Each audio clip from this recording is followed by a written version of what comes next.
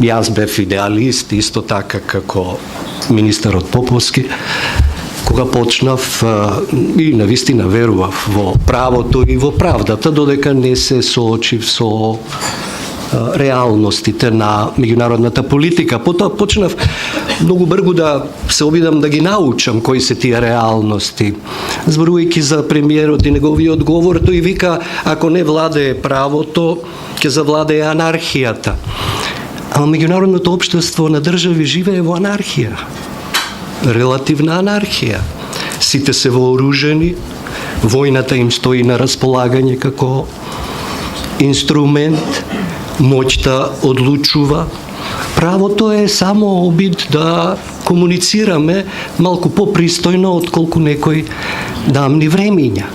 И тоа е големиот проблем со малите држави. Нели?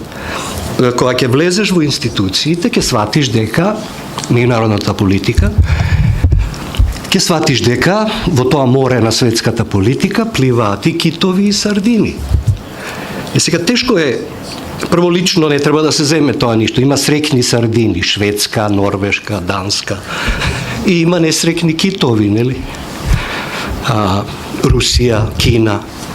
Меѓутоа, тоа се тие односи на моќ и на сила кои што превладуваат врз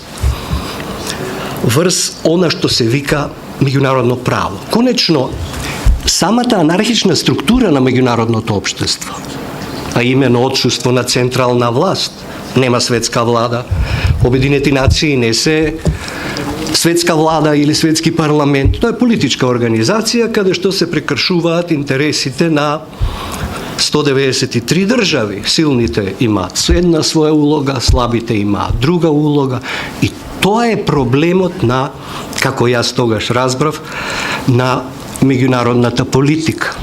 Оттаму, ако отидете во Обединети нации, ако се жалите, тоа е преопшто е тоа е како на светот да му викате ти си крив за моите проблеми, а секој има своји проблеми. Значи, во таа анархична структура на меѓународното општество, начелото на самопомош е најважно. Помогни си и Господ ќе ти помогне. Тоа е најважно. Значи, мораш сам да најдеш излез од ситуацијата. Ние сме сега заглавени. Во говорот се чувствува еден очај, дури еден безизлез за едно непримерно поведение од страна на нашиот сосед, но тој може да издржи, тој може уште 100 години. Ние не можеме. Прашање е до кога. И затоа наша задача е да излеземе од ова. Сега, кога дојдов овде, размислував што ново да кажам. Мислам, ова е све исто, го знаете, и студенти мои има тука. Истата работа ја повторуваме. Ново, па може би ни треба нова надворешна политика. Може би ни треба нова надворешна политика. Каква ќе биде таа нова надворешна политика? Таа треба да биде производ на усогласување на ставовите на главните политички партии. Значи, согласно демократскиот принцип, дека државен интерес е она што партиите ќе го формулираат како државен интерес и национален интерес, ние би требале да отвориме една дебата внатре во политиката, за да се дојде до она што се вика државен интерес. Оти таков не е запишан никаде во каменот, ни во Библијата, тоа е една практична работа. И околу тоа се вложуваат напори. Значи, откажувајќи се од правото сама да го формулира државниот и националниот интерес, владеачката партија ќе ја направи таа нужна дистанца меѓу сопствените погледи од една страна и ставот на државата.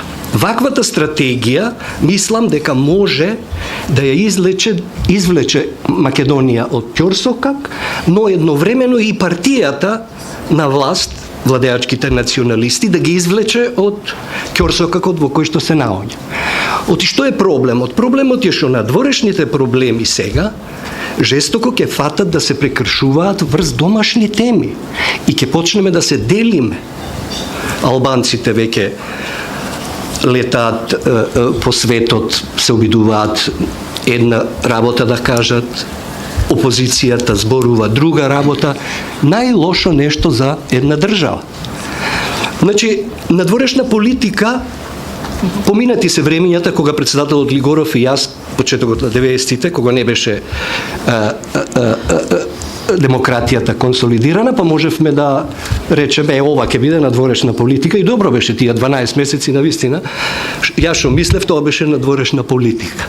Меѓутоа, сега мора да има градење на таа надворешна политика меѓу сите опции.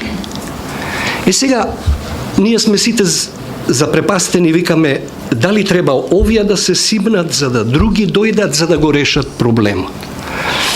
Вакви проблеми, ако воопшто може да се решат, и во тоа и јас имам голем прашалник, ако воопшто можат да се решат, вакви проблеми бараат заеднички напор.